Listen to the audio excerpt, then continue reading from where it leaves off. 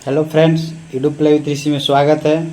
दोस्तों, आज मैं आप लोगों को स्ट्रेंथ ऑफ मटेरियल जो कि पिछले लेक्चर में स्ट्रट एंड कॉलम्स बताए थे, इस वीडियो में मैं आप लोग को प्रेशर वेसल्स के बारे में बताऊंगा। प्रेशर वेसल्स जो स्ट्रेंथ ऑफ मटेरियल में पढ़ना है, और आज का जो है आपका लास्ट टॉपिक है प्रेशर वेसल्स।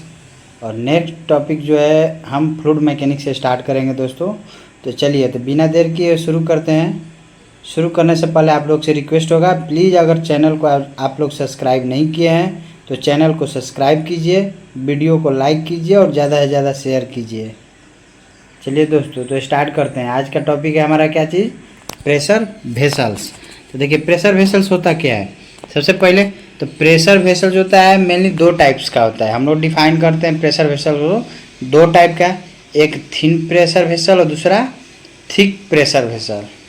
यानी अब वो क्या होगा, स्फेरिकल हो सकता है यानी या सिलेंड्रिकल हो सकता है, जो भी हो। माने मेनली हम लोग क्या करते हैं, दो कैटेगरी में हम लोग करते हैं प्रेशर वेसल्स को। एक करते हैं थिन प्रेशर वेसल, दूसरा थिक प्रेशर वेसल। तो थिन और थिक प्रेशर वेसल कैसे हम लोग फाइंड करेंगे, कौन सा थिक होगा और कौन सा थिन प्रेशर वेसल्स होगा। तो थिक प्रेशर वेसल में क्या होता है, अगर थिकनेस जो है, किसी का थिकनेस जो है लेस देन होगा क्या चीज, इंटरनल डायमीटर बाई 10, यानी इसके अगर ज़्यादा होगा, टी ग्रेटर देन होगा डी बाई 10 के, तो उसको बोलते हैं थिक प्रेशर वेसल। क्या बोलेंगे? Thick pressure vessel. अगर डी बाई 10 से छोटा होगा तो थिन बोलेंगे, ठीक है।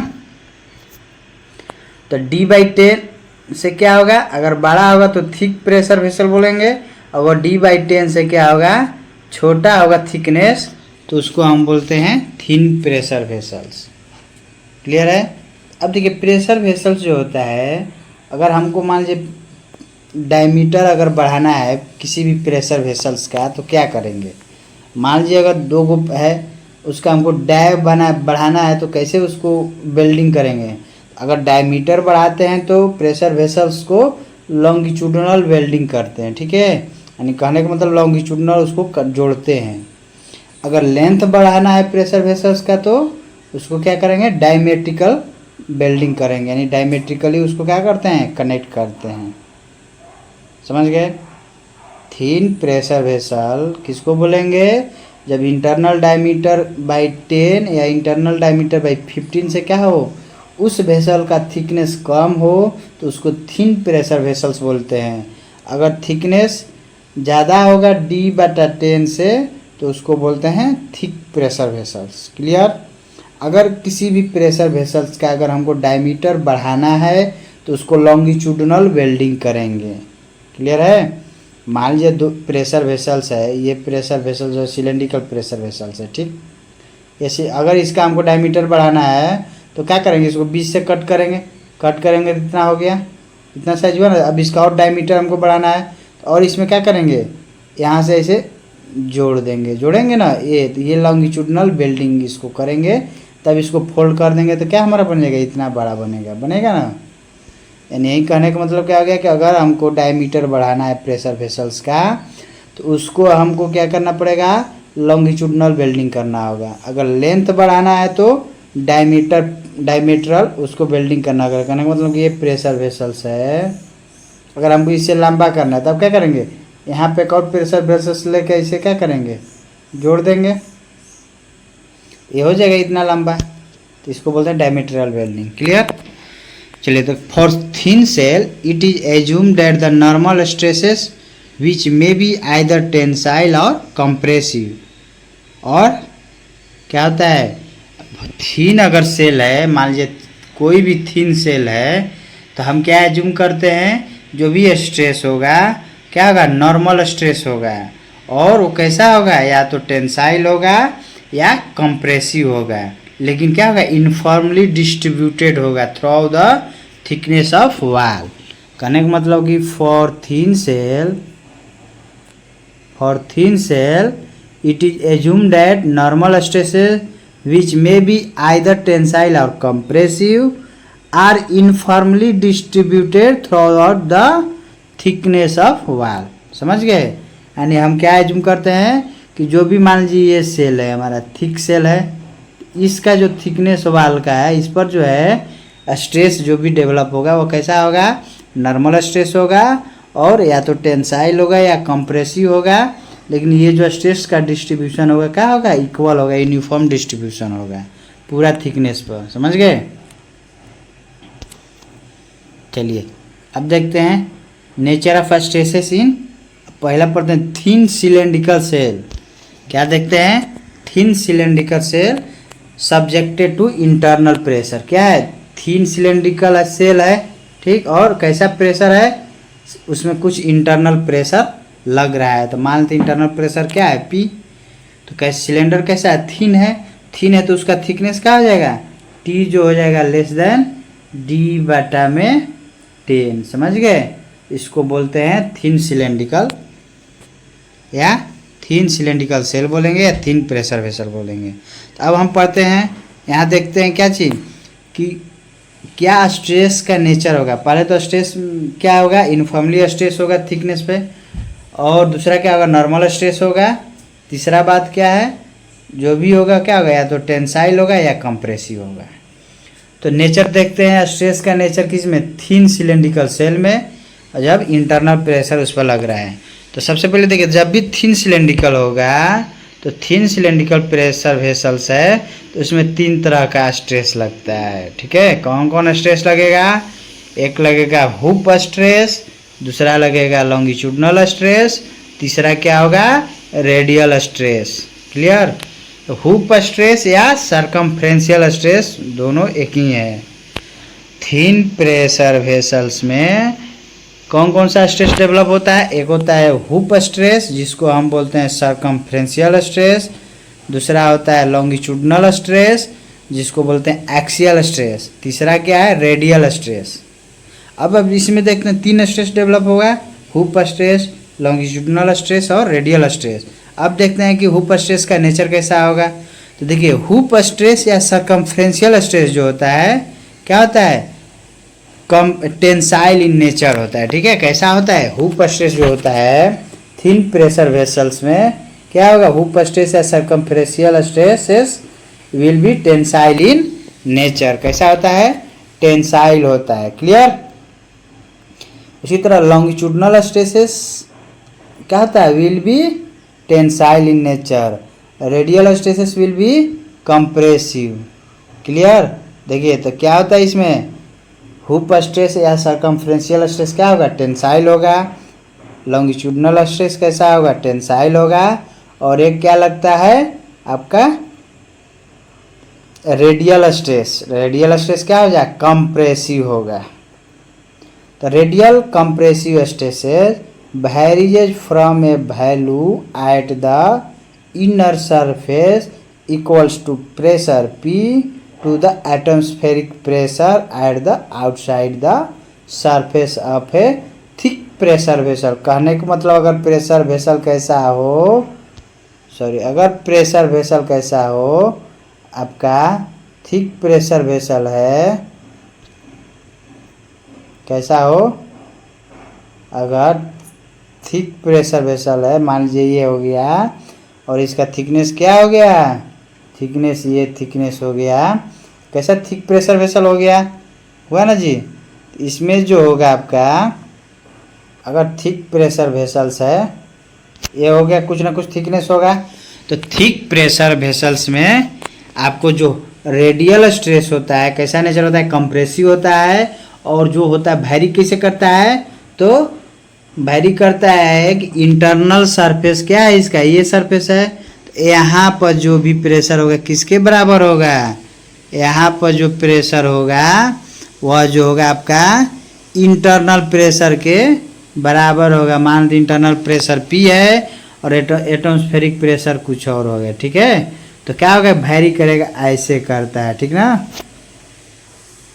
यानी क्या होता है, इंटरनल प्रेशर वैरी करता है, यानी कहना मतलब कि इंटरनल सरफेस पर इंटरनल प्रेशर के बराबर होगा और आउटर सरफेस पर एटमॉस्फेरिक प्रेशर के बराबर होता है।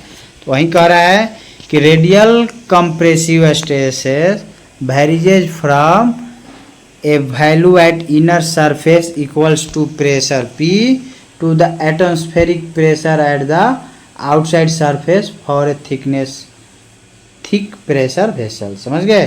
यानी जब थिक प्रेशर वेसल्स है तो उसमें जो स्ट्रेस कैसा वेरी करेगा, इंटरनल सरफेस पर इंटरनल प्रेशर के बराबर होगा, आउटर सरफेस पर एटमॉस्फेरिक प्रेशर के बराबर होता है। उसी तरह अगर थिन प्रेशर वेसल्स है तो क्या होगा, if internal pressure in thin cylinder is low the radial stress is negligible compare to axial and hoop stress. तो द रेडियल स्ट्रेस क्या होता है, नेग्लेक्ट कर देते हैं किसमें, जब थिन प्रेशर वेसल्स हो। यानी थिन प्रेशर वेसल्स में रेडियल स्ट्रेस को हम लोग नेग्लेक्ट कर देते हैं। क्यों करते हैं? क्योंकि थिन प्रेशर वेसल्स में रेडियल स्ट्रेस जो होता है वो जो होता है नेग्लेजिबल होता है compare to the axial and hoop stress. समझ गए? क्यों? क्योंकि internal pressure in the cylinder is low. चलिए तब आगे देखते हैं। अब उसमें तब जब क्या होता है, रेडियल स्ट्रेस क्या हो जाए, नेग्लेजिबल होगा। तो अब क्या स्ट्रेस बचेगा, एक हो जाएगा लॉन्गिट्यूडनल स्ट्रेस होगा और दूसरा हुप स्ट्रेस। तो हुप स्ट्रेस और लॉन्गिट्यूडनल स्ट्रेस देखिए, तो हुप स्ट्रेस क्या होता है, पी डी बाई, देखिए लॉन्गिट्यूडनल या इसको बोलते हैं एक्सियल स्ट्रेस, ये क्या होता है P D by 4T। P क्या है, इंटरनल प्रेशर, डी क्या है, diameter of the shell, T क्या है, थिकनेस है। समझ में आया? तो लॉन्गिट्यूडनल स्ट्रेस क्या होता है, याद रखिएगा, बहुत इंपॉर्टेंट क्वेश्चन है। लॉन्गिट्यूडनल स्ट्रेस क्या होगा, पी डी बाई 4T। अब कहीं कहीं डी को रेडियस के टर्म में लिखता है तो उसमें नहीं गड़बड़ होना है। तो डी बराबर क्या होता है 2R, तो आर बराबर डी बाई 2 यहाँ रख देंगे, पी आर बाई 8T हो जाता है। तो डायमीटर के टर्म में ही याद रखिए क्या हो जाएगा, लॉन्गिट्यूडनल स्ट्रेस जो होता है पी डी बाई 4T। और हुप स्ट्रेस क्या हो जाएगा, hoop stress P D by 2T। समझ गए, पी डी बाई 2T। तो क्या देखने को मिल रहा है, हुप स्ट्रेस और लॉन्गिट्यूडनल स्ट्रेस को कंपेयर करेंगे तो यहाँ हमको क्या मिला, देखिए तो हुप स्ट्रेस जो होता है क्या होता है 2 टाइम्स है किसके, लॉन्गिट्यूडनल स्ट्रेस के। याद रखिएगा क्यों, क्योंकि लॉन्गिट्यूडनल स्ट्रेस होता है P D by 4T, hoop stress क्या होता है P D by 2T। Clear? यानी हुप स्ट्रेस क्या होता है 2 टाइम्स होता है लॉन्गिट्यूडनल स्ट्रेस का, यानी ट्वाइस होता है, याद रखिएगा। उसी तरह लॉन्गिट्यूडनल स्ट्रेन क्या होगा और हुप स्ट्रेन क्या होगा।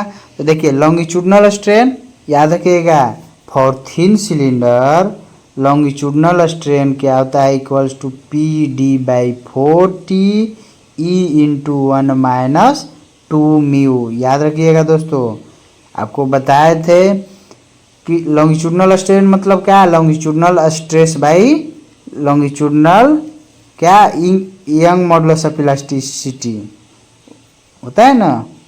तो लॉन्गिट्यूडनल स्ट्रेन हो जाएगा, लॉन्गिट्यूडनल स्ट्रेस क्या P D by 4T upon E into 1 minus 2 mu. ये टर्म कहाँ से आया 1 माइनस 2 म्यू।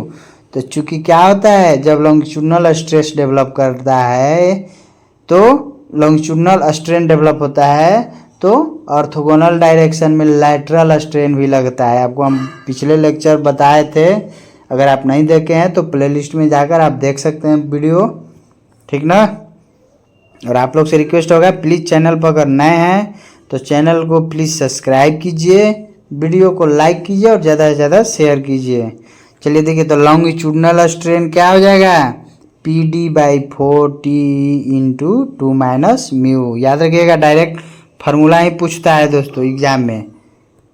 उसी तरह हुप स्ट्रेन क्या हो जाएगा, तो हुप स्ट्रेस बटा यंग मॉडुलस, तो hoop stress P D by 4T E into 2 minus mu होता है हुप स्ट्रेन। याद रखिएगा, क्लियर है।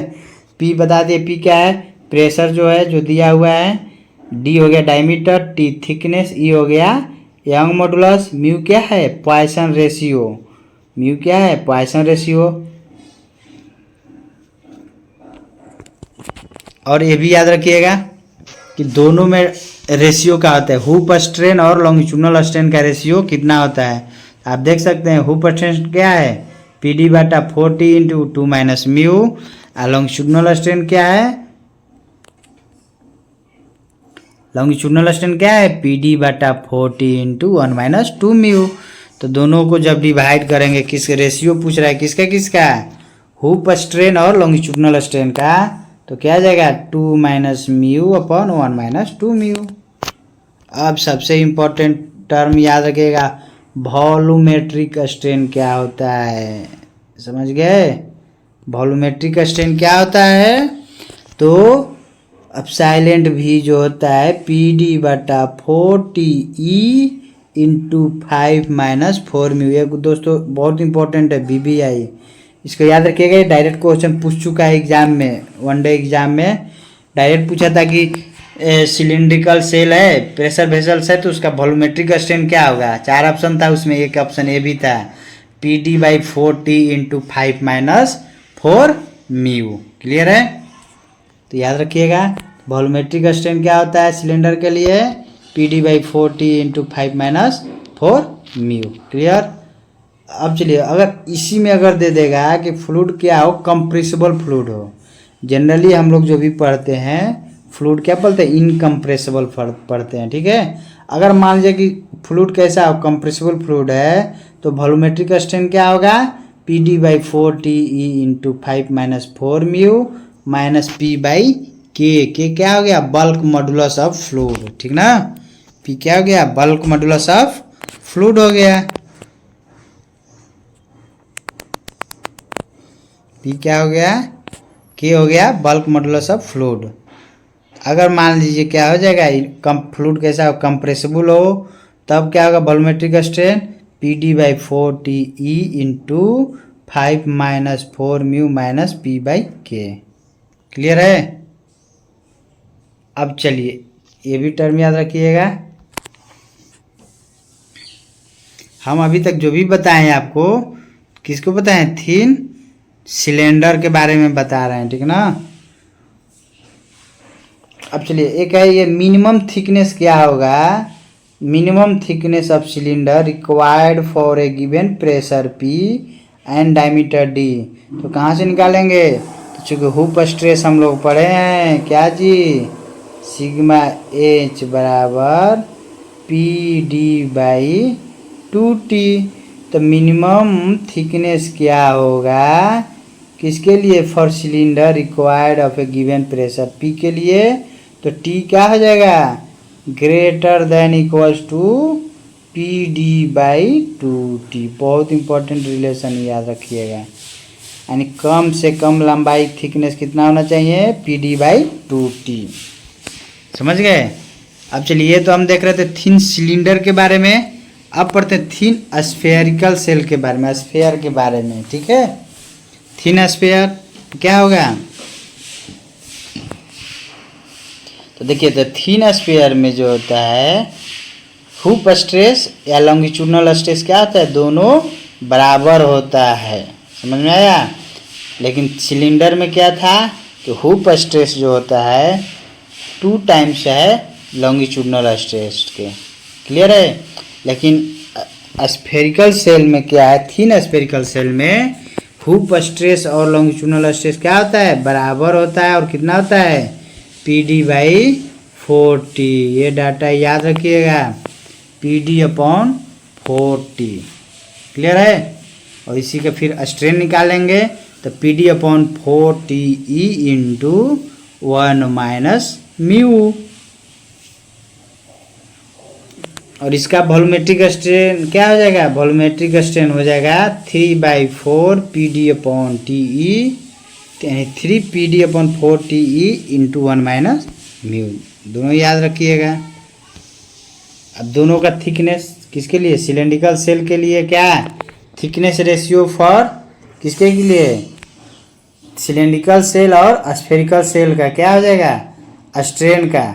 तो सिंपली डिवाइड कर देना है, किसको किसको, वॉल्यूम स्ट्रेन को पूछ रहा है, तो स्ट्रेन को डिवाइड कर देना है, तो 2 minus mu upon 1 minus mu हो जाएगा।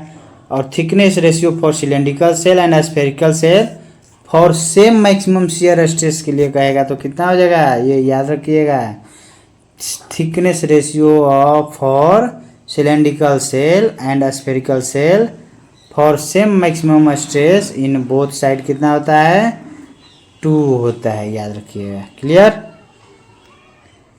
अगला है ऑटो फ्रीज, एक टर्म है याद रखिएगा, ये भी ऑब्जेक्टिव पूछा हुआ है। ऑटो फ्रीज क्या होता है? ऑटो फ्रीज जो होता है is use to pre stressing the cylinder. कहने का मतलब कि method of increasing pressure capacity को ही हम क्या बोलते हैं? Auto freeze. क्लियर है। ऑटो फ्रीज बोलते हैं कि यूज फॉर क्या? प्री स्ट्रेसिंग दिस सिलेंडर यानी increasing pressure capacity. Wire winding is done for straining the shell, compounding is done for thick shell cylinder. समझ में आया? वायर वाइंडिंग किसके लिए? स्ट्रेंथिंग सेल के लिए, सेल को मजबूत करने के लिए वायर बाइंडिंग करते हैं, और कंपाउंडिंग करते हैं किसके लिए? थिक सेल सिलेंडर के लिए। क्लियर है। अब चलिए, अभी तो थिन पढ़े थे, अब चलिए देखते हैं थिक सिलेंडर। थिक सिलेंडर में क्या होता है? या इसी को बोलते हैं लेमिस थ्योरम। क्या बोलते हैं? लेमिस थ्योरम बोलते हैं। थिक सिलेंडर एनालिसिस में क्या बोलते हैं? Lami's theorem. तो लेमिस थ्योरम का कुछ एजम्पशन है। कौन कौन एजम्पशन है? तो मटेरियल शुड भी कैसा होना चाहिए? Material shall be homogeneous and isotropic. आपको हम पहले ही बताए थे कि स्ट्रेंथ ऑफ मटेरियल में जो भी हम पढ़ेंगे वो मटेरियल कैसा होगा? होमोजीनियस एंड आइसोट्रोपिक मटेरियल होगा। Plane section of cylinder perpendicular to longitudinal axis remains plane under pressure. कहने का मतलब अगर सिलेंड्रिकल सेल प्लेन है, अगर उस पर प्रेशर लग रहा है तो उसके बाद भी उसको क्या एज्यूम करेंगे? प्लेन ही एज्यूम करेंगे। समझ में आया? अब देखिए रिलेशन क्या होता है। अगर थिक सिलेंडर में क्या है? सिलेंडर कैसा है? थिक है, तो उसमें क्या क्या होगा? जब थिक सिलेंडर होगा तो एक तो होगा इंटरनल रेडियस होगा, एक आउटर रेडियस होगा ना जी। देखिए मान लेते हैं ये हमारा सिलेंडर है। थिक सिलेंडर में क्या होगा? कुछ ना कुछ उसका थिकनेस होगा। तो थिक सिलेंडर में क्या होगा? एक इंटरनल प्रेशर होगा, एक आउटर प्रेशर होगा। Internal radius, outer radius.